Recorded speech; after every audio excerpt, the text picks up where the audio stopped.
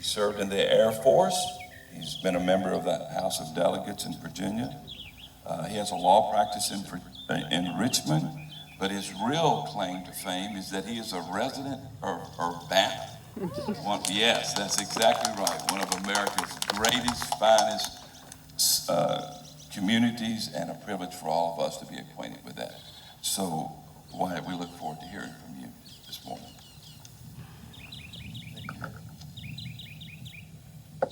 Is it on? Okay. Eddie, thank you, and thank all of you for coming out today to remember in a solemn, serious way this day and why we're here.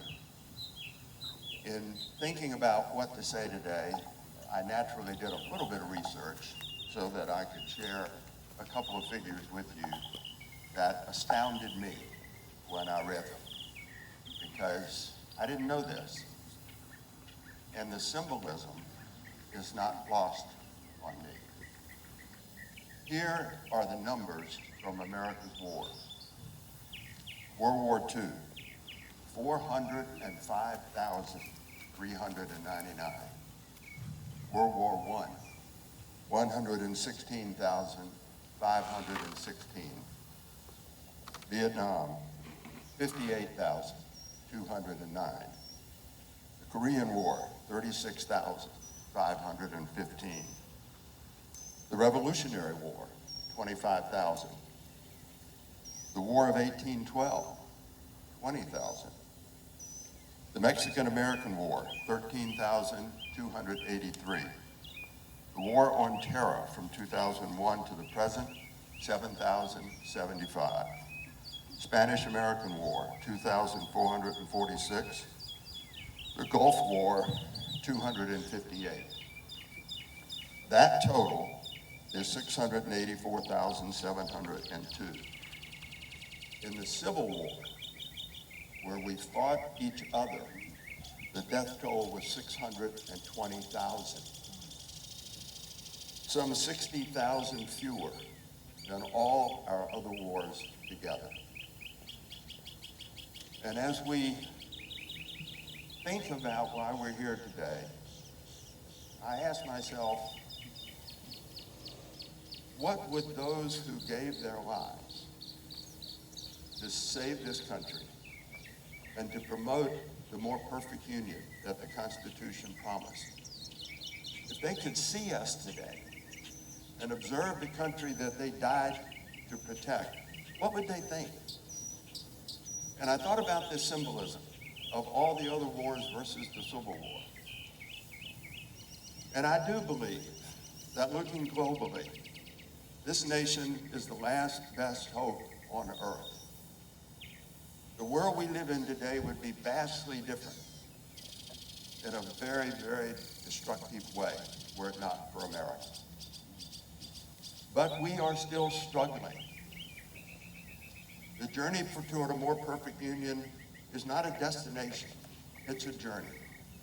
And every generation has to try to find a way to move that journey forward. Dr. Martin Luther King once said that the moral arc of history is long, but it bends toward justice.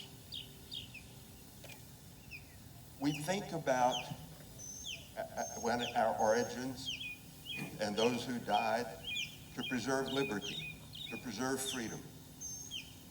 And that is certainly at the pinnacle of our values. But the more perfect union that we're still trying to find has a lot of other qualities. The servicemen and women, those of us who served who are here, and all of those who died, take an oath to the Constitution of the United States. And the values in the Constitution include the pursuit of justice, the pursuit of the preservation of the general welfare, to provide for the common defense, in addition to preserving liberty for ourselves and our posterity. And the symbolism of those numbers that I started with, for me, is that we as a country are more divided today than at any time, I think, in our history, and since 1861 or 65. And the challenge for each of us, each one of us, in our own way, to try to do something to bridge those gaps. One of my favorite political commentators asked that his followers give one another the presumption of grace.